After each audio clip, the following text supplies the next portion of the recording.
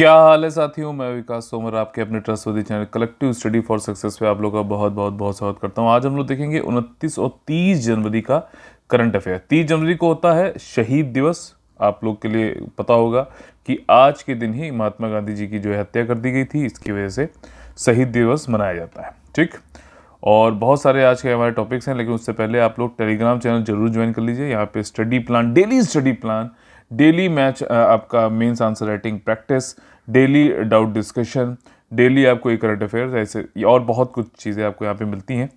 तो इस Telegram channel का लिंक मैंने डिस्क्रिप्शन में दिया हुआ है, जरूर ज्वाइन कर लीजिएगा। कोई भी आपको जो है क्वेरी होती है तो आप लोग 9650347272 पर कॉल कर सकते हैं, मैसेज कर सकते हैं व्हाट्सएप या फिर टेलीग्राम पर। आज के जो 20 मोस्ट इंपॉर्टेंट टॉपिक्स हैं 2930 तरीके प्रीलिम्स और मेंस में आ सकते हैं, यूपीपीएससी, यूपीएससी और बीपीएससी और अदर स्टेट पीसी एग्जामिनेशन में, वो हैं ये सारे जिनको हम देखने वाले हैं विस्तार से। ठीक, तो चलिए स्टार्ट कर लेते हैं। अब first topic is from the general studies paper 3 economy. देखिए एयर इंडिया, और अगर आप लोगों को किसी जो हमारे पुराने जो लोग देख रहे हैं, हमको फॉलो करते हैं, उनको पता होगा कि जब एयर इंडिया का डिसइन्वेस्टमेंट होना था, यानी कि विनिवेश होना था, तब मैंने आप लोगों को कहा था कि देखना ये टाटा को ही मिलेगा। ठीक, वैसा ही हो चुका है। लेकिन यहाँ पर ध्यान देने वाली बात यह है कि टाटा सन्स जो है वो एक होल्डिंग कंपनी है। ठीक है, जितनी भी कंपनियां आती हैं वो टाटा सन्स के अंदर, तनिष्क हो गया आपका, टाटा स्काई, टाटा प्ले, जो भी मान लो। ठीक, और उसके बाद जो वैसे ही एक होली ओन्ड सब्सिडरी, ठीक है ना, पूरा मतलब स्वामित्व वाली जो सब्सिडरी जो है उसका नाम है टेलिस प्राइवेट लिमिटेड। ठीक है ना, इसको मिला है ये जो है टाटा के अंतर्गत टेलिस प्राइवेट लिमिटेड ने एयर इंडिया का जो रणनीतिक डिसइन्वेस्टमेंट यानी विनिवेश हो रहा था, उसमें टेलिस प्राइवेट लिमिटेड को सारे शेयर अब एयर इंडिया के मिल जाएंगे। रणनीतिक डिसइन्वेस्टमेंट क्या होता है, टेलीग्राम चैनल पे मैंने पूरा जो है इसको समझाया हुआ है, कैसे प्राइवेटाइजेशन से अलग है, कैसे क्या क्या चीज़ें इसमें होती हैं। ठीक, अब थोड़ा सा इसमें बता देता हूँ सारांश में कि स्ट्रेटेजिक डिसइन्वेस्टमेंट का मतलब ये होता है, मान लीजिए कोई कंपनी है गवर्नमेंट की, ठीक है ना, उसमें से गवर्नमेंट अपनी शेयर घटा देता है 50% से ज़्यादा, तो एक मेजॉरिटी शेयर होल्डर ना रहकर गवर्नमेंट प्राइवेट कोई संस्था जो है, ऑर्गेनाइजेशन, उसमें मेजॉरिटी शेयर होल्डर बन जाता है। तो उस ऐसे विनिवेश को, क्योंकि अपना निवेश गवर्नमेंट निकाल रही है वापस, तो इस विनिवेश को स्ट्रेटजिक या फिर रणनीतिक विनिवेश कहा जाता है। I think this is clear to you. ठीक, और ये सारी चीज़ें अभी टाटा को मिल चुका है। टेलिस प्राइवेट लिमिटेड, याद रखिएगा 11 अक्टूबर को बिडिंग हुई थी, 25 अक्टूबर को शेयर परचेज एग्रीमेंट हुआ, जिसमें कि बहुत सारी चीज़ें होती हैं भाई साहब, competition commission of India, regulator, lender, ये सब लोग, मतलब जो ये एग्रीमेंट होता है उसके अंतर्गत कई सारी चीज़ें, कंडीशंस होती हैं, उनको पूरा कर लिया गया और अब जो है इसको अब शेयर ट्रांसफर, मतलब असली ट्रांजिशन अब हो जाएगा, टाटा के पास एयर इंडिया फिर से चला जाएगा। आपको ये फिर से मतलब मैं बताना चाहता हूँ कि ये एयर इंडिया जो था ये पहले टाटा लोगों का ही था, जमशेदजी टाटा के द्वारा ही ये एयरलाइन चलाई जाती थी। लेकिन जब भारत स्वतंत्र हुआ तो उसने फिर इसको नेशनलाइज कर लिया था, यानी कि जो है राष्ट्रीयकरण कर दिया गया था कि ठीक, तो ये चीज़ें जो है अब वापस लौट के फिर से टाटा के पास ही पहुंच गई हैं। Our next topic is from general studies paper 2 international relation. देखिए इंडिया और सेंट्रल एशियन, ठीक, जो कंट्रीज जैसे कि कजाकिस्तान, किर्गिस्तान, तुर्कमेनिस्तान, उज्बेकिस्तान, ठीक, तुर्कमेनिस्तान, तो ये सारी जो कंट्रीज हैं 5, इनके साथ में भारत के कई सालों से, 30 सालों से लगभग जो है राजनयिक संबंध तो हैं, डिप्लोमेटिक रिलेशंस तो हैं, लेकिन एक जो है विधिवत तरीके से, इंस्टीट्यूशनलाइज तरीके से, संस्थागत तरीके से कोई जो है लगातार वार्तालाप नहीं होती है। तो भारत और सेंट्रल एशियन कंट्रीज जो ये 5 हैं, इन्होंने दोनों ने नई शुरुआत करी है। ठीक, इस बार क्योंकि आपको पता है महामारी और इन सब के चक्कर में, तो वर्चुअल समिट हुआ है। इंडिया सेंट्रल एशिया का वर्चुअल समिट पहली बार हुआ, ध्यान रखना, इसलिए इंपॉर्टेंट है। और इसमें 27 जनवरी को हुआ। सारे प्रेसिडेंट जो थे, Kazakhstan, Kyrgyzstan, Tajikistan, Turkmenistan, Uzbekistan, सभी लोगों ने इसमें भाग लिया। और जो 30वीं एनिवर्सरी है हमारे, जब से सेंट्रल एशियन कंट्रीज के साथ में राजनयिक संबंध की स्थापना हुई है, तब से इसकी जो है वर्षगांठ भी थी। और अब इसको संस्थागत तरीके से जो है ये सम्मेलन हर 2 साल में होगा और इसी पे जो है आगे रेगुलर मीटिंग्स भी होती रहेंगी। अब जितनी भी ये 6 कंट्रीज हैं कुल मिलाकर, उनके फॉरेन मिनिस्टर हो गए, ट्रेड व्यापार मंत्री हो गए, कल्चर, भाई राज कपूर की फिल्में आज भी सेंट्रल एशिया में बहुत देखी जाती हैं। इंडियन बॉलीवुड बहुत ज़्यादा देखा जाता है सेंट्रल एशिया कंट्रीज में। तो एक कल्चरल पार्ट भी हमारा, सॉफ्ट पावर जो है ना वो इंडिया का बहुत बड़ा है, समझ रहे हो। तो उसमें कल्चर मिनिस्ट्री, अब कल्चर मिनिस्ट्री देख रहे हो, कल्चर मिनिस्ट्री भी इंटरनेशनल अफेयर्स में अपना जो है काम कर रहा है, तो स्ट्रेटजिक वैल्यू भी है कल्चर मिनिस्ट्री की। और सेक्रेटरी जो सिक्योरिटी काउंसिल के, ये सब लोग करेंगे। अच्छा, इसका सचिवालय जो रखा गया है, इंडिया सेंट्रल एशियन का सचिवालय न्यू दिल्ली रहेगा, ये चीज़ ध्यान रखना। ये क्वेश्चन पूछ सकते हैं भाई साहब कि अलमाती में बनाया गया है सचिवालय, नहीं, न्यू दिल्ली, ठीक। और भी कई सारे एरियाज़ हैं वहाँ पे बातचीत हुई, भाई सम्मेलन हो रहा है ना तो बातचीत तो होगी ही होगी। जैसे कि आपका सहयोग करेंगे ट्रेड में, कनेक्टिविटी में, ठीक है, डेवलपमेंट में, विकास, cooperation, defence, security, culture, people to people contact होगा। अच्छा, ये सेंट्रल एशियन जो कंट्रीज़ हैं यहाँ पे यूरेनियम के काफ़ी अच्छे जो है रिजर्व्स हैं। तो मेरे ख्याल से आपको समझ में आएगा कि इंडिया को अब रिन्यूएबल एनर्जी, न्यूक्लियर एनर्जी में आगे जाना है, तो भाई रॉ मटेरियल तो यूरेनियम है ना, जो कि भारत के पास इतना है नहीं, तो सेंट्रल एशियन कंट्री से ले सकता है। इसी के साथ साथ जो है जो सम्मेलन है round table of energy, round table गोलमेज सम्मेलन जो है आपका एनर्जी और कनेक्टिविटी पे हुआ। अफगानिस्तान के ऊपर बातचीत हो रही है इसमें, चाबार पोर्ट ईरान में जो इसके ऊपर बातचीत होगी, ठीक। Buddhist exhibition central Asia country, उस पर बातचीत होगी। और साथ ही साथ कुछ ऐसे शब्द हैं जो कि कॉमन है हमारी भारत में और जो सेंट्रल एशियन की लैंग्वेजेस में, तो उनका डिक्शनरी बनाई जाएगी एक, ठीक। काउंटर टेररिज्म एक्सरसाइजेज भी होंगी, कुछ हम सैन्य अभ्यास भी करेंगे जिसमें जो है आतंकवाद को खत्म किया जा सके। साथ ही साथ जो है 100 मेंबर यूथ डेलीगेशन हर साल भारत में आया करेगा सेंट्रल एशियन कंट्रीज से। और कई सारे स्पेशल कोर्सेज भी सेंट्रल एशियन जो डिप्लोमैट्स हैं, राजनयिक हैं, उनके लिए भी भारत में चलाए जाएंगे, ठीक। तो ये इंटरनेशनल रिलेशनशिप मेरे ख्याल से सेंट्रल एशियन से जितनी भी चीज़ें इसमें हो सकती है वो कवर कर लेंगे। मैपिंग आप लोग को मैंने इसमें पहले भी करा रखी है, फिर से आज आप लोग जो है इसको होमवर्क में कर सकते हैं। जनरल स्टडीज पेपर 3 इकोनॉमी और उसमें भी एग्रीकल्चर के अंतर्गत जो हमारा अगला टॉपिक है ज़ैद क्रॉप्स। देखो, जो एग्रीकल्चर के जो सीज़न है, ठीक है ना, कृषि करने के लिए जो सीज़न है वो आपका है खरीफ। खरीफ जो क्रॉप्स होती हैं वो आपके खरीफ सीज़न, यानी कि पानी जब ज़्यादा आपका बरस रहा है, जैसे कि राइस हो गया, ये सारी चीज़ें, तो आपका ये जून से जो है उधर सितंबर तक चलता है। सितंबर क्या उसके बाद भी थोड़ा बहुत चलता है, तो वो आपका खरीफ सीज़न हो गया, ठीक, सर्दियों तक। फिर सर्दियों में आपका राबी क्रॉप्स हो जाती हैं जो अभी इस समय चल रही हैं। वीट हो गई, इसमें प्रमुख जो है क्रॉप कौन सी, वीट है। और उसके बाद गर्मियों में रसीले जितने भी जो है फल आपको दिखते हैं वो सब ज़ैद क्रॉप में आते हैं, जैसे कि आपको तरबूज, ठीक है ना, खरबूज, वाटरमेलन, मस्क मेलन, ये सारी चीज़ें जो हैं, ठीक। तो ये सारी चीज़ें ज़ैद क्रॉप में आते हैं। तो अभी गवर्नमेंट जो ने अभी एग्रीकल्चर मिनिस्टर जो हमारे हैं, उन्होंने चौथा राष्ट्रीय कॉन्फ्रेंस सम्मेलन रखा एग्रीकल्चर पे फॉर समर। समर मतलब जो गर्मियों के ग्रीष्मकालीन अभियान के लिए जो है इन्होंने कृषि एक चौथा राष्ट्रीय सम्मेलन हुआ, ठीक। इसमें वही सारी चीज़ें हैं, हम एक्स्ट्रा इनकम देखिए समर क्रॉप में मिल जाती है, राबी और खरीफ के बाद में एक्स्ट्रा इनकम कमा सकते हैं आपके फार्मर्स, ठीक। और आपके जो क्रॉप इंटेंसिटी भी जो है बढ़ती है इसकी वजह से, और ज़्यादा से ज़्यादा जो है लोगों को जो है इसमें पैसा मिलता है, क्रॉप डाइवर्सिफिकेशन भी हो जाता है। तो ये सारी चीज़ों के लिए इन्होंने यहाँ पे इनिशिएटिव कई सारे लिए हैं। बस इन्होंने यहाँ पे यही बताया हुआ, एरिया भी बढ़ा है हमारा ज़ैद क्रॉप्स का। 2017-18 में 29 लाख हेक्टेयर था, अब 80 लाख हो गया है, ठीक। और जो है इस जो सम्मेलन हो रहा है उसमें भाई क्या ऑब्जेक्टिव था, उद्देश्य यही था कि पिछले जो साल के जो ज़ैद की जो हुई थी क्रॉप्स, उनका मूल्यांकन करो, समीक्षा करो और आगे जो है कुछ फिक्स करो, कितना टारगेट रखना है, कैसे मदद कर सकते हैं। अब इसमें मेन चीज़ है कि ज़ैद क्रॉप्स होती क्या है, समर सीजन की है, शॉर्ट टाइम पीरियड के लिए होती है। खारिफ और राबी क्रॉप्स के बीच में मार्च से जून का जो महीना होता है उसमें कराई जाती हैं। इसमें वार्म ड्राई वेदर चाहिए, गर्म शुष्क मौसम चाहिए, और मेजर और लंबे दिन चाहिए इसमें, जो कि गर्मियों में मिलते हैं आपको। कुछ क्रॉप है इसमें, जैसे कि आपका watermelon, musk melon, cucumber, cucumber जो हो गया आपका, तरबूज, और ये है ककड़ी, आपका सब्जियां, ठीक है ना, और वेजिटेबल और फॉडर क्रॉप्स, ये सारी चीज़ें ज़ैद क्रॉप्स में आती हैं।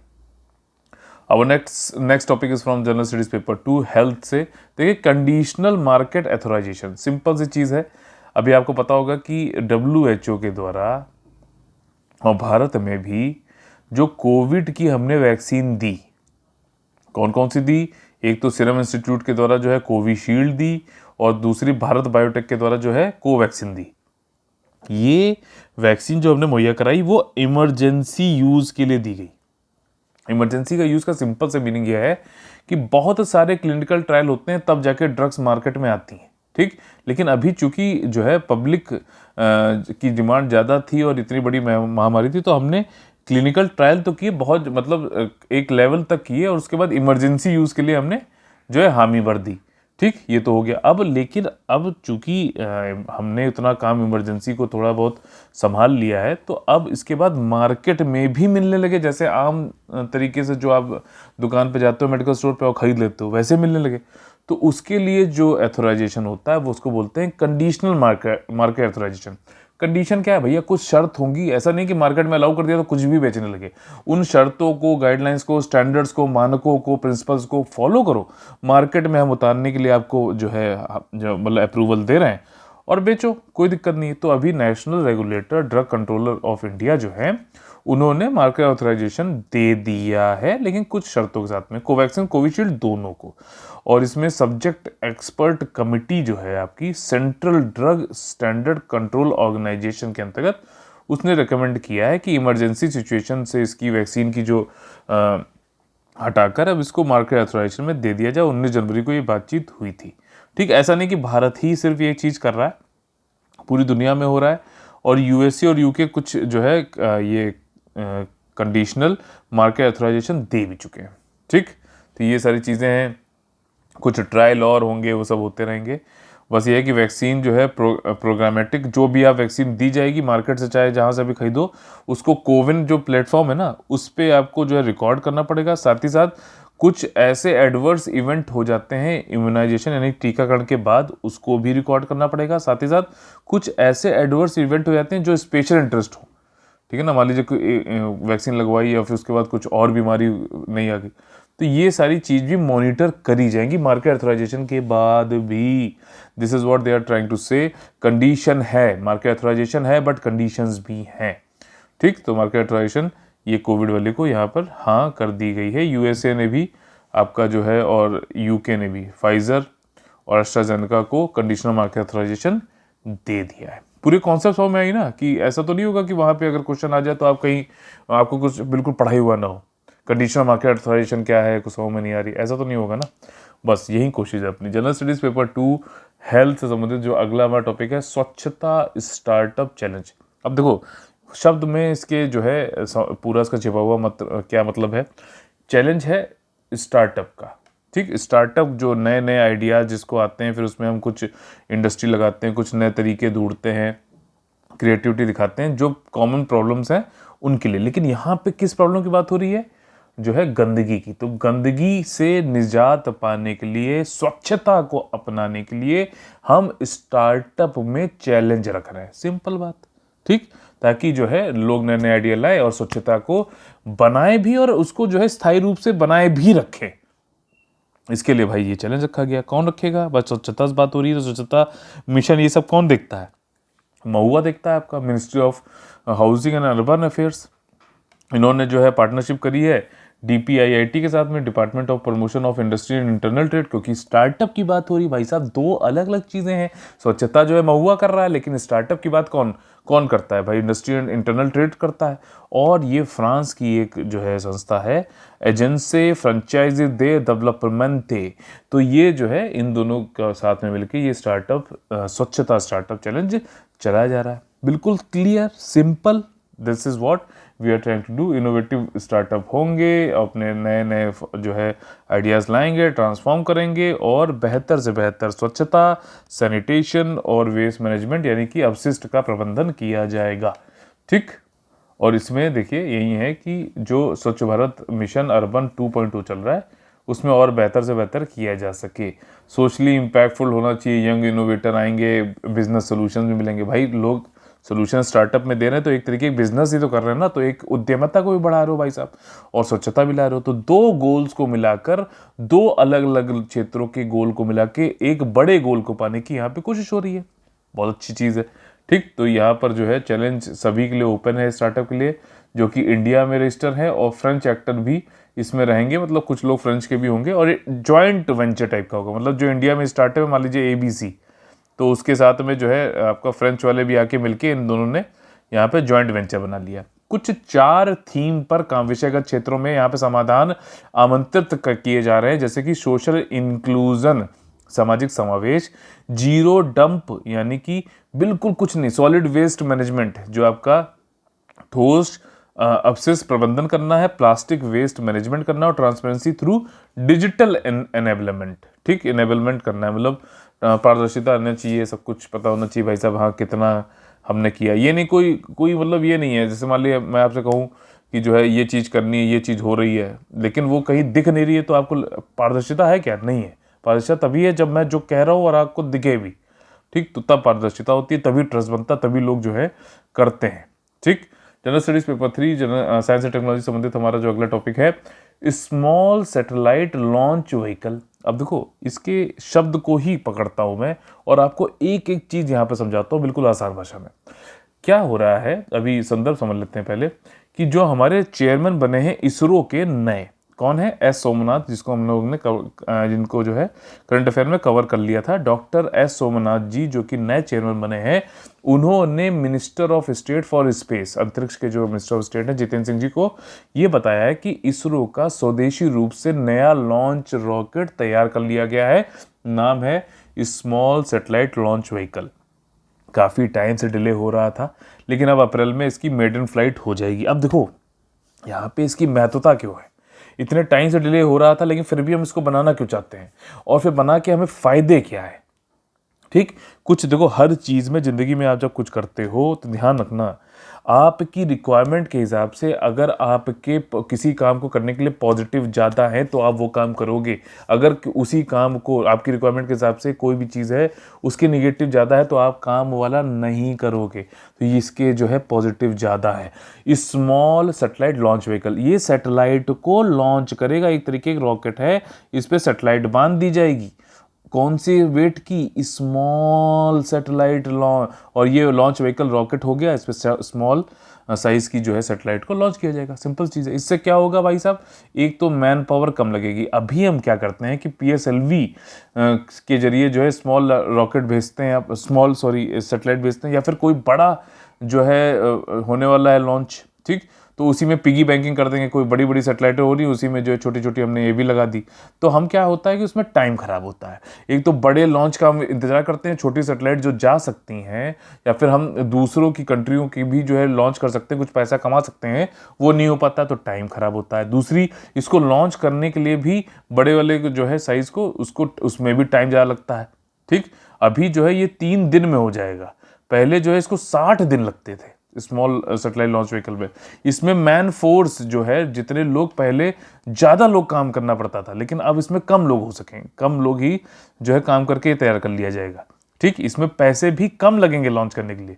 तो ये सारे फायदे हैं जिसके लिए SSLV D1 माइक्रो सैटेलाइट अप्रैल में लॉन्च किया जाएगा। नाम याद रखो, और इसके जो है एप्लीकेशन, इसके जो सिग्निफिकेंस है, इसके जो इंपॉर्टेंस है वो भी याद रखिए। साथ ही साथ भाई साहब हम पैसे कमा सकते हैं। कोई विकासशील देश है, कोई प्राइवेट कॉर्पोरेशन है, कोई स्मॉल सैटेलाइट अपनी यूनिवर्सिटी भेजना चाहता है अंतरिक्ष में, लोअर अर्थ ऑर्बिट में, ध्यान रखना लोअर अर्थ ऑर्बिट में, तो भाई साहब भेजो निम्न पृथ्वी की कक्षाओं में। ठीक, तो ये सारी चीज़ें यहाँ पर जो है इसके लिए किया जा रहा है। 500 kg तक का लोड आप लोअर अर्थ ऑर्बिट में भेज सकते हो स्मॉल सैटेलाइट लॉन्च व्हीकल के थ्रू। इसके अलावा जो है 110 टन मास जो है आपका इसरो का इससे भेजा जा सकता है। 72 दिन की जगह 72 घंटे अब लगेंगे, पहले 70 दिन लगते थे, सॉरी, अब 6 लोग लगेंगे, पहले 60 लोग लगते थे इसी काम के लिए, और इसमें कम समय पे और कम कॉस्ट में हो जाएगा। ठीक, सिर्फ 30 करोड़ रुपए में ऑन डिमांड व्हीकल होगा ये, ठीक है ना। आपने कहा कि भाई साहब कुछ सैटेलाइट हमको भेजने हैं छोटे आकार के, मुझे भेज दीजिए, तो कहेंगे ठीक, लाओ पैसा, भेजते हैं तुरंत, कोई दिक्कत नहीं, डिमांड है। तो ये चीज़ है, ठीक। अगला जो हमारा टॉपिक है जनरल स्टडीज पेपर 1 हिस्ट्री संबंधित। देखिए टीपू सुल्तान से संबंधित कुछ यहाँ पर अभी छींटाकसी हो रही है पॉलिटिकल स्फीयर में। कई लोग पूछ रहे हैं सर मुझे समझ में नहीं आता है कि हम क्या पढ़ें, हमें क्या पढ़ना है न्यूज़पेपर में। तो मैं उनसे कहता हूं और हर बार वही चीज़ कहता हूं, तो लोग लगता है अरे सर को नया नहीं बता रहे, अभी क्या करूं, जब सोल्यूशन ही उसी में है तो वही तो करना है, जब करते ही नहीं तो मैं क्या करूं, कुछ नाच गा के सुनाऊं क्या, बताओ वो चीज़ तो तब कुछ अलग लगेगा। देखो सिलेबस पढ़िए, ढंग से पढ़िए, 10 बार दे चुका हूं अपने चैनल पे, आप भी जाके देख सकते हैं, और प्रीवियस क्वेश्चन लगाइए। ये दोनों लगाने के बाद आपको समझ में आएगा जब पढ़ोगे कि अच्छा इसमें बीजेपी वाला कांग्रेस को क्या बोल रहा है, या फिर उस ये रोड जो है उसके नाम पे क्यों हो रही है, इसके नाम पे क्यों नहीं हो रही है, आपका ऑल इंडिया मुस्लिमीन ये जो पार्टी है ये क्या कह रही है। ये सब नहीं पढ़ना है हमें अभी नहीं पढ़ना है मेरे भैया। ये कॉम्पिटिटिव एग्जामिनेशन के लिए ये इंपॉर्टेंट नहीं है। हमें इंपॉर्टेंट ये है जानना कि भाई साहब टीपू सुल्तान जो थे वो हिस्ट्री सिलेबस के अनुसार जो है कौन थे, तो वो एक जो है 17वीं शताब्दी में पैदा हुए थे। मैसूर में जो है ये रहते थे, वहाँ के जो है आपके ये राजा थे, रूलर थे किंगडम ऑफ मैसूर के, साउथ इंडिया में। और रॉकेट आर्टिलरी में इनकी जो है काफ़ी महारत थी। ये जैकोबियन क्लब के भी मेंबर थे, ये सब इसमें नहीं इवैल्यूएशन बता रहा हूँ, ठीक। जैकोबियन क्लब के मेंबर थे। और जो है आपके ये आंग्लो मैसूर वॉर जो हुए हैं, इनके फादर का नाम हैदर अली था, ठीक। ये सारी चीज़ें पढ़ो ना, ठीक। इन्होंने एक आयरन केस मैजोरियन रॉकेट भी बनाया था, साथ ही साथ एक मिलिट्री मैनुअल बनाई थी जिसका नाम था फथुल मुजाहिदीन। ये सारी चीज़ें याद करनी है हमें याद नहीं करना है बीजेपी कांग्रेस, ये सब मत करो अभी। तो बात समझ में आई, एक एग्जाम्पल के जरिए बताने की कोशिश करी, कुछ अलग करने की कोशिश करी। अब अगर तुम ये चीज़ मानो तो भाई नाच गा के भी बता देंगे, लेकिन तुम मानो तो सही, बस सिलेक्शन होगा तभी, ठीक। तो ये चीज़ है। अगला जो हमारा टॉपिक है जनरल स्टडीज पेपर 2 हेल्थ से संबंधित। देखिए जो ओमिक्रॉन है वायरस, ठीक, इसको हम लोगों ने पहले कवर किया था कि वेरिएंट ऑफ कंसर्न हो गया ये कोरोना वायरस के अंतर्गत, ठीक। अब इसके भी कई सारे जो है सब वेरिएंट भी आ गए, ठीक। सब वेरिएंट में जैसे कि BA.2 जो है, जैसे BA.1 है, इसका जो फुल फॉर्म है, फुल फॉर्म तो थोड़ा सा टफ है, इसको पढ़ना याद रखना, ठीक। तो उन्होंने शॉर्ट फॉर्म कर दिया। तो फुल फॉर्म क्या है भाई साहब, ओमिक्रॉन जो वेरिएंट है वो वेरिएंट ऑफ कंसर्न भी है, WHO उसको देता है, वो है B.1.1.529, ठीक। और उसके बाद जो है आपका 1, ये सब वेरिएंट है 2 और 3। तो उन्होंने कहा यार इतना लंबा कौन याद रखेगा, B.A.1, B.2 और 3, ठीक है ना। तो इस तरीके से 3 कर लेते हैं। तो अब इस 3 में से जो दूसरा वाला सब वेरिएंट है ये बहुत ज़्यादा तेजी से सेवरल कंट्रीज में पाया जा रहा है, फैल रहा है, सर्ज हो रहे हैं इसके केसेस, ये बोला गया। और यूके ने तो भाई साहब इसको वेरिएंट अंडर इन्वेस्टिगेशन भी घोषित कर दिया गया है। हालांकि इंडिया में ये नहीं बढ़ रहा है, तो ये अच्छी बात है, ठीक, अच्छी बात है ये वाली चीज़। और ओमिक्रॉन जो है आपका मोस्ट कॉमन सर्कुलेशन में पहले अभी तक जो था वो BA.1 था, अब BA.2 हो गया है राइज पर, ठीक। तो ये चीज़ आपको बस इसमें यहाँ पे बतानी थी। जनरल स्टडीज पेपर 3 एनवायरनमेंट से संबंधित हमारा अगला जो टॉपिक है स्पॉट बिल्ड पेलिकन। पूरी मछली, बड़ी मछली निगल लेता है, देख लो इस साइज की मछली तो ये ऐसे गपक लेता है, गप, ठीक। तो ये पेलिकन है, ठीक। और इसको जो है अभी नेमाटोड खाने की वजह से जो है ये काफ़ी ज़्यादा संख्या में मर गया। कहाँ पे मर गए, तेली नीलापुरम इंपॉर्टेंट बर्ड एरियाज। यार ये इंपॉर्टेंट बर्ड एरियाज पे क्वेश्चन पूछा आ सकता है, तो अगर पूछा सकता तो हमें इसको जो है पढ़ा भी आ सकता है। तो आप लोग से जो है निवेदन है कि होमवर्क आज आप लोगों के लिए इंपॉर्टेंट बर्ड एरियाज है। कहीं दिक्कत आती है तो ज़रूर पूछिए टेलीग्राम चैनल पे अपने, हमारे ग्रुप पे, वहाँ मैं बताऊँगा कहाँ से पढ़ो, कितना पढ़ो, क्या है। और अगर डिमांड होगी तो इस पर वीडियो भी बना दूंगा, नो इशू, ठीक। बस ऑन डिमांड चलेगा मामला। तो ये है, यहाँ पे वो नहीं है, स्पून फीडिंग नहीं होगी, ठीक है ना, सप्लाई के हिसाब से नहीं होगा, मटेरियल की बौछार नहीं होगी, एजुकेटर की बौछार नहीं होगी। जो चीज़ें ज़रूरी हैं सिलेक्शन के लिए सिर्फ वही होगा, ठीक। तो तेली नीलापुरम इंपॉर्टेंट बर्ड एरिया, ये नौपाड़ा स्वयं यानी दलदली क्षेत्र में है, सिरकाकुलम डिस्ट्रिक्ट आंध्र प्रदेश में। तो यहाँ पर नेमाटोड खाने की वजह से जो है मास मोर्टेलिटी हो गई स्पॉट बिल्ड पेलिकन की। ठीक, इसका नाम जो है साइंटिफिक नेम भी एक बार पढ़ते चलो, पूछ रहा है आजकल मैं देख रहा हूँ।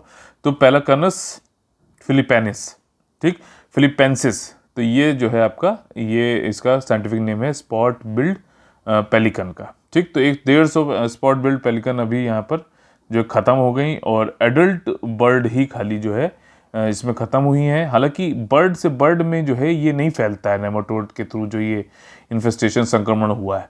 ठीक, तो क्योंकि इन लोगों ने अलग अलग कुछ मछलियों में या फिर कुछ होगा, तो उसी वजह से इनकी डेथ हुई है। अंटिल नाउ साउथ इंडिया में ये प्राइम विंटर वाले क्षेत्र में आ जाती है, ब्रीडिंग एरिया है इनका, ठीक है ना, ये स्पॉट बिल्ड पेलिकन का, और ये यहीं पर रुक भी जाती हैं, ठीक है ना। साइबेरिया से आती हैं भाई साहब, ठंडी एरिया से, ठीक, और साउथ इंडिया में जाके आंध्र प्रदेश में रुकती हैं, ब्रीडिंग करती हैं, वहीं रुक भी जाती हैं। पेंटेड स्टॉक जो है चित्रित सारस, वो भी यहाँ पर, उसका भी ब्रीडिंग हैबिटेट सेम ही है। नेमाटोड जो इन्फेस्टेशन है वो स्पेशीज, एक स्पेशीज से दूसरे स्पेशीज में नहीं फैलता है, ऐसा कर्नाटका स्टेट की जो एक्सपर्ट ने बताया है। ठीक, और ये पूरी हंटिंग ह्यूज फिश को खा लेता है वाटर बॉडीज से, और it is vulnerable to infestation, इसीलिए जो है इसको इन्फेस्टेशन संक्रमण हो गया है। ठीक, 1000 ऑफ स्पॉट बिल्ड यहाँ पे उड़ के आते हैं साइबेरियन रीजन से, और फिर यहीं पे रुक भी जाते हैं ब्रीडिंग। कोई बच्चों को छोड़ के तो ना जाएंगे, माँ बाप बच्चों को नहीं छोड़ते हैं, लेकिन बच्चे माँ बाप को छोड़ चले जाते हैं। ये एक बड़ा दुखद जो है बात है, लेकिन बात तो है। देखिए general studies paper 3 security issues से संबंधित अगला जो हमारा टॉपिक है वो है तीवा कम्युनिटी। तीवा कम्युनिटी पहले समझा देता हूँ, ये एक ट्राइबल कम्युनिटी है। ठीक, इन्होंने आसाम में इससे संबंधित जो है एक तीवा लिबरेशन आर्मी इन्होंने बनाई थी। ठीक, और तीवा कम्युनिटी के लोगों ने, और यूनाइटेड गोरखा पीपल ऑर्गेनाइजेशन, इन दोनों में तीवा के मेंबर्स जो हैं 250। उन्होंने कहा भाई साहब हम जो है छोड़ रहे हैं बंदूक, और हमें जो है अब ये सेपरेटिस्ट हो या फिर एक्सट्रीमिस्ट चरमपंथी नहीं रहना है। चीफ मिनिस्टर जो आसाम के हैं उनके सामने उन्होंने आत्मसमर्पण कर दिया, जो कि एक अच्छी बात है। हथियार डाल दिए, बहुत अच्छी बात है, मेन स्ट्रीम में आ रहे हैं लोग। ठीक, और ये जो है 2014 में इन्होंने ये आर्मी बनाई थी। Morigaon, Nagaon, West Karbi Anglong district central Assam में जो है वहाँ पे थे। यूएनजीपीओ जो था ऊपर, ये यूनाइटेड गोरखा पीपल ऑर्गेनाइजेशन 2007 में बनी थी, और ये एक्टिव थे आपकी बोडोलैंड टेरिटोरियल रीजन विश्वनाथ जो है डिस्ट्रिक्ट में। अब देखो ध्यान सुनो, तीवा जो है इसको लालंग भी बोलते हैं, ये एथनिक ग्रुप है आपका, आसाम में पाया जाता है, मेघालय में पाया जाता है, साथ ही साथ कुछ एरियाज में अरुणाचल प्रदेश, मणिपुर, नागालैंड, तो मेनली आसाम में ये पाई जाती है। ठीक, शेड्यूल्ड ट्राइब है ये आसाम में, इसको शेड्यूल्ड ट्राइब बोला, रिकॉग्नाइज मतलब मान्यता प्राप्त है इनको, और ये लालंग भी बोले जाते हैं। ठीक, असमीज, बुरंजीज और कॉलोनियल लिटरेचर में, कॉन्स्टिट्यूशन ऑफ इंडिया में भी इनको लालंग ही बुला रहा है, लेकिन ये लोग खुद को तीवा बोलना ज्यादा पसंद करते हैं। तीवा का मतलब होता है द पीपुल वो वर लिफ्टेड फ्रॉम बिलो, नीचे से उठाए गए लोग। ठीक, आसाम में शेड्यूल कास्ट का, शेड्यूल ट्राइब का इनको जो है रिकॉग्निशन मिला हुआ है, आपका अनुसूचित जनजाति। हमारा जो अगला टॉपिक है general studies paper 2 health issues से संबंधित। देखिए एवेस्कुलर नेक्रोसिस, ठीक है ना, ये एक तरीके की बीमारी होती है जिसमें हमारी हड्डियों की मृत्यु हो जाती है, ऐसा बोला जाता है। ठीक, बोन की मृत्यु हो जाती है, बोन बिल्कुल जो है खोखली हो जाएगी, बिल्कुल उसका घनत्व कम हो जाएगा, डेंसिटी कम हो जाएगी, तो बोन बिल्कुल खत्म से, और उसकी वजह से क्या है, कूल्हे वूल्हे के आसपास की हड्डियां जो है चरमरा के टूटने भी लगती है, बहुत भयंकर पेन होता है। इसको बोलते हैं एवेस्कुलर नेक्रोसिस, ऑस्टियोनेक्रोसिस भी बोलते हैं। अब ये चीज़ एक देखी गई है स्टडी के अनुसार कि भाई साहब जब से कोविड हुआ लोगों को और वो रिकवर भी हो गए, तो उनमें एवेस्कुलर नेक्रोसिस ज़्यादा डायग्नोज किया जा रहा है। एम्स के जो हमारे डॉक्टर्स हैं उन्होंने आईसीएमआर के पास में प्रपोजल भेजा है कि भाई साहब हमको मल्टी सेंटर के जो है बहुकेंद्रीय स्टडी करनी है एवेस्कुलर नेक्रोसिस से संबंधित, तो हमें अप्रूवल दीजिए। आईसीएमआर के पास ही जाते हैं सब लोग। ठीक, तो ये चीज़ है। और avascular necrosis is not a new element, ये पहले भी था। लोग स्मोकिंग जो करते हैं, दारूबाजी करते हैं, स्टेरॉइड खाते हैं, उनको भी हो जाता है, हड्डियां कमज़ोर हो जाती हैं यार। ठीक, तो इसमें यह है कि ये कॉमन कॉज होता है पेनफुल हिप्स जो है यंगस्टर्स में हो जाते हैं। ये इसलिए होता है, अब देखो ये चीज इंपॉर्टेंट है, व्हाई डज दिस हैपेंस। ये ब्लड सप्लाई जब बोन में नहीं पहुंच पाता है तो बोन की जो घनत्व है, डेंसिटी है, वो कम हो जाती है और वेट को जो है क्षमता, वेट को संभालने की क्षमता भी कम हो जाती है और फिर बोन जो है छोटे छोटे पीसेस में ब्रेक हो जाती है। असहनीय जो है पेन होता है और जो है हिप बोन जो होती है, कूल्हे की हड्डी जो होती है, वो ज़्यादा प्रोन होती है। सारे पेशेंट जो कि एवियन के थ्रू होते हैं उनको हिप रिप्लेसमेंट सर्जरी नहीं करानी पड़ती है, कुछ कुछ स्टेज के बाद में कराया जाता है। ये वाली चीज़ है। अवेस्कुलर नेक्रोसिस, बोन डेथ, एस्टियोनेक्रोसिस भी इसको बोलते हैं। क्यों होती है, ज़्यादातर किस में होती है, ये सारी चीज़ें इसमें मैंने आपको बताई। ठीक। Our next topic is from the Journal Studies paper 2, health issues। देखिए मॉडर्ना और IAVI स्टडी, देखो अब क्या है, मॉडर्ना एक बायोटेक फर्म है जो कि mRNA based messenger ribonucleic acid vaccine बना रहा है HIV के लिए। अच्छा, मॉडर्ना ने जो कोरोना वायरस के लिए भी जो वैक्सीन बनाई थी वो भी mRNA बेस्ड ही बनाई थी। ठीक, तो अब mRNA क्या होता है, क्या कैसे काम करता है, इस पे हम लोग इस पे बात करें तो उस पर फोकस सबको, because examiner is willing to ask more basic and concept based question, basic and factual and concept based question, तो वो चीजें आपको इसमें ध्यान देनी चाहिए। तो कौन कर रहा है, मॉडर्ना कर रहा है भाई साहब, HIV के लिए कर रहा है, कोरोना के लिए भी वैसे ही कर चुका है, mRNA वैक्सीन बना रहा है भाई साहब। इससे क्या होगा कि आपका जो HIV-1 एंटीबॉडीज है उनको खत्म किया जाएगा, इनको ब्रॉडली न्यूट्रलाइजिंग HIV-1 एंटीबॉडीज को बोलते हैं। ठीक, तो ये एक नया अप्रोच है, BNABS बोला जाता है, eventually target multiple HIV strain. तो ये जो है इसको HIV के खिलाफ जो है कार्रवाई कर रहे हैं लोग, मॉडर्ना वाले। ठीक, और पहला डोज जो है एक्सपेरिमेंटल HIV वैक्सीन एंटीजन का वो जॉर्ज वाशिंगटन यूनिवर्सिटी में दिया गया है अभी। अच्छा देखो यहाँ पे जो टेक्नोलॉजी है मॉडर्ना की कोविड-19 वैक्सीन की वो भी सेम है, मैसेंजर RNA पे बेस्ड है। इसमें होता ये है, मैसेंजर RNA ये बताता है हमारी बॉडी की कोशिकाओं को, सेल्स को, कि किस तरीके से प्रोटीन को बनाएं जो कि हमारे इम्यून रिस्पॉन्स को ट्रिगर करे। You got the point. तो मैसेंजर RNA ये कर रहा है कि हमारे बॉडी की कोशिकाओं को, सेल्स को ये बोलता है कि भाई साहब बना प्रोटीन, अबे बना, आ रहा है सामने से, ठीक, अपनी प्रतिरोधक क्षमता को चालू करो, रेस्पॉन्स दो। ये चीज करने की जो है mRNA कोशिश क्या ये चीज करता है। ठीक, BNABS जो है प्रोड्यूस करता है सर्टेन टाइप ऑफ, ये प्रोड्यूस होता है certain type of B cells के बाद। तो मैंने आप लोगों को बताया था हमारे शरीर में दो टाइप के सेल होते हैं, बी सेल और टी सेल।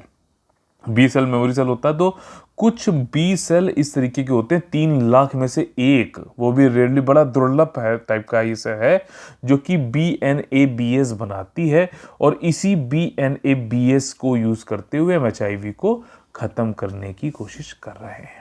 ठीक, ये चीज़ यहाँ पर बस समझने की जरूरत है। और ये phase 1 first in human open level study कराई गई है, मॉडर्ना के द्वारा कराई गई है। 56 इंडिविजुअल्स को 4 ग्रुप में रख के रैंडमली दिया जाएगा, रिजल्ट 2023 तक आएंगे। You got the point. So our next topic is from general studies paper 1, art and culture. देखिए पंडित जसराज कल्चरल फाउंडेशन, अब देखो पंडित जसराज जी की फोटो देखो, भाई साहब बड़ा गजब आदमी थे ये। तो 80 साल भाई साहब ने जो है आपका मेवाती घराना यानी कि म्यूजिक के क्षेत्र में अपनी जिंदगी के 80 साल दे दिए। क्या लव था इनका म्यूजिक से, वो भी मेवाती घराने से थे ये। और इनको पद्मश्री, पद्म भूषण, पद्म विभूषण, भाई साहब सब कुछ मिल गया। इनकी अभी 2020 में 17 अगस्त को 90 साल की उम्र में जो है इनका देहावसान हो गया था। और प्रधानमंत्री मोदी जी ने अभी जो है इनको ट्रिब्यूट दिया पंडित जसराज को, और उनकी जयंती पर ये इंडियन क्लासिकल म्यूजिक, जो शास्त्रीय जो संगीत है, जो उसका बहुत बड़े जो है ये महानायक के तरीके से थे। और इन्होंने कहा कि इनकी जो इमोर्टल एनर्जी, मतलब कभी खत्म होने वाली जो कभी खत्म ना होने वाली जो ऊर्जा है, उसको अभी भी दुर्गा जसराज और पंडित सारंग देव ने जिंदा रखा हुआ है। और इन्होंने लॉन्च किया, मोदी जी ने पंडित जसराज कल्चरल फाउंडेशन को लॉन्च किया गया है। बढ़िया चीज़ है, कल्चर के क्षेत्र में भी काफ़ी कुछ काम हो रहा है। General studies paper 2 international relation संबंधित अगला जो हमारा टॉपिक है विलेजेस ऑफ एक्सीलेंस। आप लोगों ने सुना होगा centre of excellence, you must have heard of this numerous times. Centre of excellence होता है, सेंटर ऑफ एक्सेलेंस हम मतलब क्या है, कुछ ऐसा केंद्र बनाएंगे जिसमें एक्सेलेंस पाने की जरूरत करेंगे, और वो अलग अलग क्षेत्रों में हो सकता है। यहाँ पर एग्रीकल्चर की बात हो रही है, एग्रीकल्चर ज्यादातर ग्रामीण क्षेत्रों में होता है, तो सेंटर ऑफ एक्सेलेंस को चेंज करेंगे हम विलेज ऑफ एक्सेलेंस में। वाह क्या बात है, ठीक। और इसमें मदद लेंगे हमारी एक एग्रीकल्चर के जो मिनिस्टर है नरेंद्र सिंह तोमर जी, उन्होंने बताया है हम इसमें मदद लेंगे इजराइल की, और इजराइल की मदद लेंगे हम, ये जो हमारे इजराइल के साथ में जो राजनयिक संबंध 30 साल के कंप्लीट होना है, उसके हर्षो उल्लास और हैप्पीनेस में हम लोग ये विलेज ऑफ एक्सीलेंस बनाए जाएंगे। सिंपल सी चीज़ है, क्या इसमें कठिन था, कुछ भी नहीं है। पढ़ने का मन होना चाहिए, नहीं तो पढ़ने का मन हम करवा देंगे, ठीक। ये चीज़ है, आसान भाषा में आपका मिनिस्टर ने एक्सप्लेन किया है कि जो 29 सेंटर ऑफ एक्सीलेंस है 12 स्टेट में, 25 million vegetable plant, 387,000 quality fruit plant, और करीबन 1.5 लाख 1.2 लाख फार्मर्स पर हर साल को प्रशिक्षण दिया जाता है, ठीक। इंडिया इजराइल के में दोनों, इजराइल देखो यार छोटा सा कंट्री, ठीक, और उसमें भी जो है कृषि योग्य जो है जमीन नहीं, फिर भी इतनी ज़्यादा उत्पादकता है, तो हम उनसे सीखना चाहिए, हमें कोई दिक्कत नहीं है। कोई भी हो, आपको अगर जो है छोटा बड़ा कुछ नहीं होता है यार, कुछ लोग पैसे दे के बड़े हो जाए तो वो बड़े नहीं है, उनका डाउनफॉल चालू हो गया है। कुछ लोग जो छोटे अच्छी चीज़ आपको बता रहे हैं, पढ़ा रहे हैं, प्रोडक्टिविटी वहाँ ज़्यादा, तो वहीं पे उनसे जुड़ो, क्योंकि वो अपना बेस्ट करने की कोशिश कर रहा है, ठीक। तो जहाँ पर देखो इन्होंने बताया कि ये 150 विलेजेस को सेंटर ऑफ एक्सीलेंस से कन्वर्ट करके विलेज ऑफ एक्सीलेंस में कन्वर्ट कर देंगे, विद टेक्निकल असिस्टेंस ऑफ, जो तकनीकी रूप से सहायता हमें किससे लेंगे, इजराइल से। और 75 जो ये 150 विलेज ऑफ एक्सीलेंस होंगे, इसमें 75 विलेज जो है पहले साल में हम 75 जो साल हमारे भारत के इंडिपेंडेंस के हो रहे हैं उसको याद में मनाएंगे, ठीक। सेंटर ऑफ एक्सीलेंस एक ग्रेट एग्जाम्पल है कोऑपरेशन का इंडिया और इजराइल के बीच में। बात समझ में आई?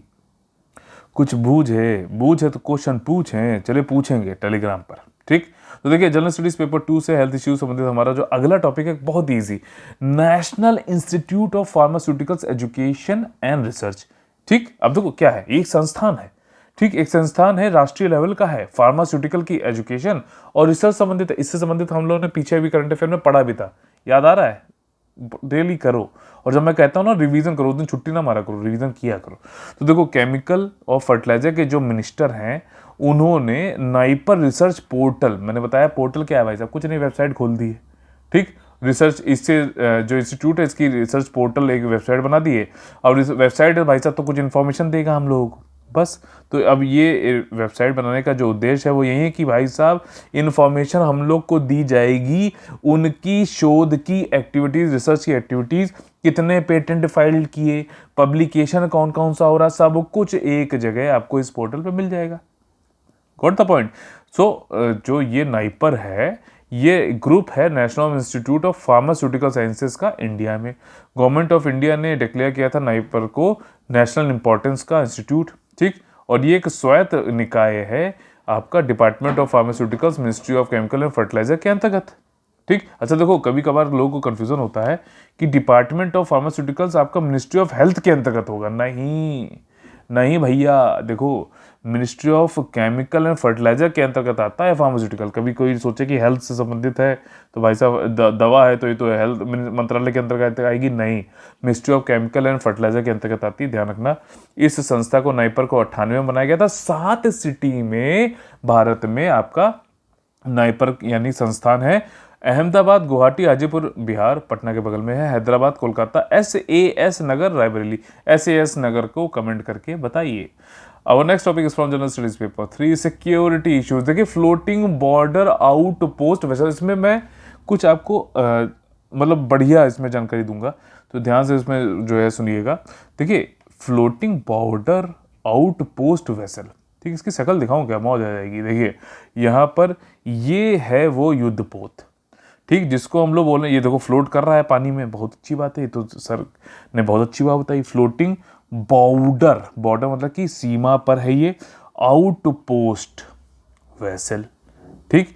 अच्छा, ये जो है बीएसएफ, आप लोगों ने ज़्यादा सुना होगा कि इंडिया पाकिस्तान की जो सीमा है उसको बीएसएफ करती है, जो है निगरानी रखती है। बीएसएफ की वाटर विंग भी होती है, समझ में आ रही है? वाटर विंग भाई साहब, आपका गुजरात और पाकिस्तान के बॉर्डर पे सर क्रीक वाली एक जो है वो है डिस्प्यूटेड एक जो है पानी है, तो उस पानी में जो है बीएसएफ का वाटर विंग जो है काम करती है, उसी को ये जो है वेसल दिया गया है। ठीक, समझ में आ गया? तो कभी मान लो अगर आप लोग पूछ ले कि बीएसएफ जो है वो लैंड भी और वाटर में भी जो है हमारा जो है प्रोटेक्ट करता है, तो आप लोग ये मत समझ रहे हैं वाटर बेवकूफ़ बना रहे हो बेटा हमको, नहीं, सही बोल रहा था, आपने पढ़ा नहीं था। ठीक, तो इनलैंड वाटर जो है, जैसे कि जो भारत की या फिर किसी कंट्री की 12 नॉटिकल माइल तक, सॉरी, जो मतलब जैसे जो बेस लाइन जहाँ तक आती है, तो जब मान लीजिए ये बेस लाइन है ऊपर वाली और ये हमारी ज़मीन है, तो इस बेस लाइन के अंतर्गत जो भी पानी आएगा इसको इनलैंड वाटर्स बोलते हैं। जैसे केरला में आपको बैक वाटर बोला जाता है, इसको कयाल बोलते हैं। तो उन सब में निगरानी यहाँ पे किएगा और सर क्रीक वाले एरिया में बीएसएफ निगरानी करेगा इन वेसल के जरिए, तो उसी के लिए लाया गया है। ठीक, लुडविग प्रिंसिपल क्या होता है मैं पहले पूछ चुका हूँ, फिर पूछ रहा हूँ, देखिए कौन जवाब देता है। ठीक, ये चीज़ है आपका। तो यहाँ पर ये नेशन वाटर बॉर्डर्स जो है उनको प्रोटेक्ट करेगा। और ये किसने बनाया है? कोचिन शिपयार्ड लिमिटेड जो है केरला में है। सिंपल सी बात, कोचिन कहाँ पर है? तो उसने बनाया, ministry of port, ship and waterways के अंतर्गत आपका 3 फ्लोटिंग, देखिए 9 बनने थे, पहला जो है उसमें भी 3 आए, दूसरे वाले में अब 3 आ गए हैं, तीसरे वाले में भी 3 आगे दिए जाएंगे। फ्लोटिंग बॉर्डर आउटपोस्ट है, बीएसएफ को दिया गया है। ठीक, और ये मिनिस्ट्री ऑफ होम अफेयर ने मार्च 2019 में ऑर्डर प्लेस किया था कि भैया डिजाइन करो, कंस्ट्रक्ट करो, सप्लाई करो। ठीक, वाटर विंग जो है बीएसएफ को, उसको। ठीक, अच्छा, होम अफेयर क्यों आ गई भाई साहब मिनिस्ट्री यहाँ पर? इंटरनल सिक्योरिटी को होम अफेयर जो मिनिस्ट्री है वो देख रेख करता है, और पैरा मिलिट्री वाली जो फोर्सेस हैं, ठीक, तो जैसे बीएसएफ हो गया, आईटीबीपी हो गया, ये सब किसके अंतर्गत आती हैं? तो फिर ये आपकी जो है होम अफेयर्स के अंतर्गत आएगी। ये सही है कि गलत है? कंफर्म करके बताइए। ठीक, तो इसकी लेंथ वेंथ ये बता रखी, इतना ज़्यादा इंपॉर्टेंट नहीं है। सर क्रीक एरिया जो है कच्छ गुजरात में, सुंदरबन जो वेस्ट बंगाल का एरिया है, वहाँ पर ये यूज़ किया जाएगा। ठीक, तो ये सारी चीज़ें इसमें करी गई। अच्छा, इसमें यह है कि इस बोट पर कई सारी छोटी छोटी छुटकन्नी टाइप की भी बोट्स होती हैं। ठीक, तो मान लीजिए ये है, उसने देखा कि अरे यहाँ पे जो है कोई लुटेरे घूम रहे हैं, तो इसने छोटी बोट उनके पीछे दौड़ा दी, जाओ मारो जाके उनको। ठीक, तो ये चीज़ है, पेट्रोल देना है, फ्रेश वाटर देना है, स्मॉलर बोट को इस यहाँ से लॉन्च किया जाता है। और next topic is from general studies paper 3 economics. देखिए स्कीम एक आई है कि जो भारतीय कैपिटल गुड्स सेक्टर है, जो भारतीय पूंजीगत सामान क्षेत्र है। जब कैपिटल गुड्स क्या होते हैं पहले ये समझाना जरूरी है इसमें। ठीक, कैपिटल गुड्स क्या होते हैं? कैपिटल गुड्स ऐसे कुछ गुड्स होते हैं जिनसे कि हम अपनी उत्पादकता या फिर आगे और कुछ कमाई, इनकम का सोर्स बनती है, उसको हम लोग कैपिटल गुड्स बोलते हैं। जैसे आप जो है बिस्किट बनाने के लिए, आप बिस्कुट होता तो वो क्या है, ये कंज्यूमेबल गुड है, मतलब वो भोग कर लो खत्म।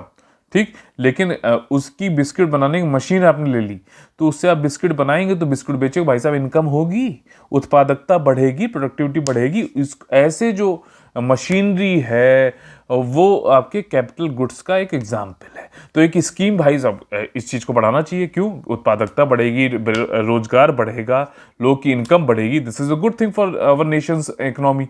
तो उसके लिए गवर्नमेंट को वर्क करना है, तो उसने स्कीम लेके आया है कि enhancement of competitiveness in the Indian capital good sector phase 2, यानी इससे पहले फेज भी 1 आ चुका था, तो वो 1 जो था फेज, वो पायलट था। अब इसको हम और ज़्यादा समग्रता के साथ में करना चाहते हैं, व्यापक रूप से करना चाहते हैं। मिनिस्ट्री ऑफ हैवी इंडस्ट्रीज ने ये कहा है, नोटिफाई अधिसूचित किया है कि जो स्कीम है enhancement of the competitiveness in the Indian capital good sector, उसको जो है हम कॉमन टेक्नोलॉजी डेवलपमेंट और सर्विस इंफ्रास्ट्रक्चर प्रोवाइड करेंगे। ये जो है यहाँ पर, अब भाई कॉमन टेक्नोलॉजी डेवलपमेंट मतलब कोई एक जगह है, मान लीजिए वहाँ पे टेक्सटाइल का पार्क बना रहे हो आप, तो कुछ ऐसी टेक्नोलॉजी होगी जो कि कॉमन होगी, चाहे जो भी इंडस्ट्री हो, अलग अलग कंपनी रजिस्ट्रेशन कुछ भी हो, कपड़ा बना रही तो भाई साहब सबको जो है कुछ एक समान टेक्नोलॉजी जरूरत पड़ेगी, तो हम वो प्रोवाइड करेंगे।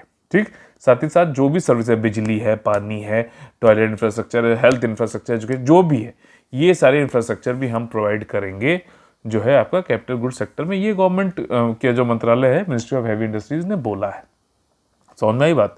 तो ये स्कीम अभी बढ़ा दी गई है, आपकी नोटिफाई करी गई थी 25 जनवरी 2022 से। फेज़ 1 जो पायलट प्रोजेक्ट था उसको बढ़ाया जा रहा है। और जो कैपिटल गुड सेक्टर है वो अकेला जो भारतीय मैन्युफैक्चरिंग सेक्टर है पूरा, ठीक है ना, उसका 25% तो खाली कैपिटल गुड सेक्टर ही है। तो ये अच्छी बात है। इसके 6 कंपोनेंट होंगे। पहला कंपोनेंट है कि भैया तकनीक को पहचानो कौन सी हमें देनी है, साथ ही साथ सेंटर ऑफ एक्सीलेंस बनाओ, नए एडवांस सेंटर ऑफ एक्सीलेंस बनाओ, स्किलिंग करो, लोगों को कौशल दो, ठीक, लेवल 6 तक के कॉमन इंजीनियरिंग फैसिलिटी बनाओ, टेस्टिंग और सर्टिफिकेशन भी तो करोगे ना भाई। कोई चीज़ बना रहे हो, कोई कैपिटल गुड है तो आपने उसकी टेस्टिंग नहीं की, पता चला फट गया वो, तो उसके बाद जो है और 10 इंडस्ट्री एक्सीलेटर फॉर टेक्नोलॉजी की डेवलपमेंट भी बनाओ। मतलब कुछ ऐसे एक्सीलेटर, इंडस्ट्री एक्सीलेटर ये होते हैं कि जो कि टेक्नोलॉजी मान लीजिए कोई है, तो आप पता चला उस टेक्नोलॉजी को पाने में ही आपने जो है 20 साल लगा दिए, तो क्या फ़ायदा? उसको एक्सीलरेट करो, जल्दी जल्दी आए आपके पास, ठीक, ताकि आप जो है उत्पादकता जल्दी बना सको। सेम चीज़ यहाँ पर। अगला जो हमारा topic general studies paper 3 security issues से संबंधित डाइविंग सपोर्ट क्राफ्ट प्रोजेक्ट, ठीक, नहीं समझ में आया? कोई बात नहीं। देखो ये एक बोट है, ठीक, डाइव करती है, जो भी हार्बर के पास में कोई शिप खड़ा है, ठीक, बंदरगाह के पास में कोई शिप खड़ा है या बंदरगाह के बाहर, उसको कोई भी ज़रूरत है, चाहे पानी के ऊपर या पानी नीचे, रिपेयर करना है, कुछ भी करना है, उसके लिए ये डाइविंग सपोर्ट क्राफ्ट बनाए जाते हैं। अभी कील लेयरिंग अभी यहाँ पर पहली शिप की हुई DSC की, जो कि 27 जनवरी 2022 को हुई थी अभी। और ये इसमें इंडियन नेवी और मैसर्स टीटागढ़ वैगन कोलकाता जो है इसमें यहाँ पे मौजूद थे। इंडियन नेवी जो है आपका 5 डाइविंग सपोर्ट क्राफ्ट को प्रोक्योर कर रहा, खरीद रहा है। आपका ये साइन हुआ था फरवरी 2021 में। किससे? Titagarh wagon limited, Kolkata. इनकी लोकेशन याद रखो यार, इतनी ज़्यादा बार आ रहे हैं ये, इनके हो सकता है पूछ ले मैच ऑफ द फॉलोइंग में, ठीक। और इसको कमीशन कर लेगा इंडियन नेवी। ये मदद करेगा शिप के डाइविंग असिस्टेंस जो है मदद करता है। क्लोज टू हार्बर, या कोई हार्बर के अंदर है या फिर उसके पास में है, कोई अंडर वाटर रिपेयर उसमें करना है, कोई मेंटेनेंस करना है, कोई सॉल्वेज करना है, तो सबके लिए स्टेट ऑफ द आर्ट जो है डाइविंग इक्विपमेंट बनाया गया है। और ये मिनिस्ट्री ऑफ डिफेंस का एक इनिशिएटिव है। Got the point? Our next topic is from general studies paper 3 security issues once again. Advance light helicopter MK3 aircraft. Advance भाई साहब टेक्नोलॉजी में एडवांस है। लाइट मतलब हल्का है। MK3 एयरक्राफ्ट हेलीकॉप्टर है, ठीक। हमारी समुद्री सुरक्षा को बूस्ट मिला है स्वदेशी रूप से निर्मित MK3 एयरक्राफ्ट, जिसको कि इंडक्ट करा लिया गया INS उत्कर्ष पर। किसके द्वारा? Commander in chief Andaman Nicobar lieutenant general Ajay Singh, port Blair पे 28 जनवरी 2022 को। वेरी सिंपल, ठीक। तो इसको मैन्युफैक्चर किसने किया? HAL भाई साहब, हिंदुस्तान एरोनॉटिक्स लिमिटेड ने इसको जो है मैन्युफैक्चर किया है। और ये हमारे आत्मनिर्भरता के लिए बहुत ही बड़ी बात हुई है। अभी तक 300 से ज़्यादा ऐसे एयरक्राफ्ट जो है HAL डिलीवर कर चुका है और ये उड़ाए जा रहे हैं आर्म फोर्सेस के द्वारा। अमंग इट्स वेरिएंट MK जो 3rd वेरिएंट है, ये एक मैरीटाइम रोल वेरिएंट है, मतलब समुद्री सुरक्षा के लिए काम किया करता है। State of the art sensor से काफ़ी अच्छी टेक्नोलॉजी और यूज़ करी गई, लेटेस्ट टेक्नोलॉजी यूज़ करी गई है। और समुद्री क्षेत्रों में भारत की जो है पावर को बढ़ाता है। ALH MK3 एयरक्राफ्ट जो है इसमें ग्लास कॉकपिट है। देखो उसकी फोटो देखो, मौज आएगी। देखिए ये देखिए ग्लास कॉकपिट है, इसमें शक्ति इंजन लगा हुआ है। अच्छा, शक्ति इंजन जब मैंने पढ़ा तो दिमाग में मेरी चुलबुली हुई और मुझे इंटरलिंकिंग की जो हम लोग की एक आदत है, जिसके जरिए हम लोग एक साथ कई सारी चीज़ याद रखते हैं, तो मुझे याद आया कि विकास इंजन भी, अब ये मेरा नाम विकास है इसलिए नहीं मुझे याद रहा, वैसे भी कई सारी चीज़ें याद रहती हैं। तो विकास इंजन अभी रिसेंटली न्यूज़ में था, कहीं किसी में अब पूरी चीज़ नहीं बताऊंगा, लगाया जाना है किसी ऐसे ही व्हीकल में। तो वो किस में लगाया जाना है, एक बार सर्च करके कमेंट करके ज़रा बताइए, ठीक है ना। दिमाग के घोड़े दौड़ाइए, ज़रूरी है। तो शक्ति इंजन हो गया आपका, इसमें लगाया गया है, ठीक। मैरीटाइम पेट्रोल राडार है और कई सारी चीज, नाइट विजन डिवाइस है। ईस्टर्न सी बोर्ड और आइलैंड टेरिटरी को देखेगा, मतलब कि ये भारत का अगर प्रायद्वीपीय एरिया है पेनिनसुला इंडिया, तो ये ईस्टर्न जो एरिया है उसमें ये देख रेख करेगा। State of the art aircraft है, काफ़ी जो है रिसेंट इसमें technology, top of the class technology use हुई है। Maritime surveillance, special forces, medical evacuation, search and rescue role, ये सब करेगा। विकास इंजन बताइए किससे संबंधित है, किस व्हीकल में लगने वाला है। And our next topic, our very next topic from general studies paper 3, economy संबंधित। देखिए, चीफ इकोनॉमिक एडवाइजर नए बना दिए गए हैं, जिनका नाम है doctor V Anantha Nageswaran. He is our chief economic adviser, our new chief economic adviser. नाम क्या है भाई साहब? Doctor V Anantha Nageswaran. ठीक है, मुख्य आर्थिक सलाहकार। ठीक, अब ज़्यादा कुछ नहीं। राइटर हैं, ऑर्थर हैं, टीचर हैं। ठीक है, सिंगापुर में भी मैनेजमेंट ये करते थे। इससे पहले ये चीज़ इंपॉर्टेंट है, पार्ट टाइम मेंबर भी रहे थे प्रधानमंत्री के इकोनॉमिक एडवाइजरी काउंसिल पे। देखो, प्रधानमंत्री हो या फिर कोई भी राजनेता हो, उसको इतने सारे डोमेन है, तो जो आर्थिक रूप से जो इकोनॉमी संबंधित जो डोमेन है, उसमें एक उन्होंने परिषद बना दी और उसमें कई सारे एक्सपर्ट हो गए जो कि प्रधानमंत्री को बताते थे, नहीं सर ये नहीं सर। तो इसमें अच्छी बात है, तार्किक बातें होती हैं और कई सारे व्यूज़ आते हैं, फिर उसमें से बेस्ट चीज़ को निकाला था। तो इसी तरीके की इकोनॉमिक एडवाइजरी काउंसिल थे, तो उसके भी ये मेंबर पहले आपके रहे थे। ठीक, क्या नाम है? Doctor V Anantha Nageswaran. ठीक, 2019 से 2021 के बीच में अब इनको जो है चीफ इकोनॉमिक एडवाइजर बना दिया गया है। और इकोनॉमिक सर्वे, बजट, बहुत सारी चीज़ें आने वाली हैं बजट से संबंधित। मैंने कल आप लोगों को जो है टेलीग्राम चैनल पे बहुत सारे जो है ऑडियो मैसेज, ऑडियो लेक्चर्स और टेक्स्ट मैसेज दिए थे, ताकि आप लोग के बजट आने से पहले कई सारे कॉन्सेप्ट क्लियर हो जाए, उनको जरूर देख लीजिएगा। ठीक, तो चलिए इसी के साथ में आज का सेशन हम लोग का खत्म होता है। अगर आप लोग को पसंद आता है तो प्लीज़ लाइक का बटन तोड़िए, ज़्यादा से ज़्यादा लोगों को जोड़िए, शेयर, सब्सक्राइब और कमेंट करवा के। चलिए, कल फिर से मुलाकात होगी सुबह 6 बजे। तब तक ले आप लोगों से लेते हैं अलविदा। जय हिंद, जय Bharat, all the very best है। वंदे वंदे मातरम।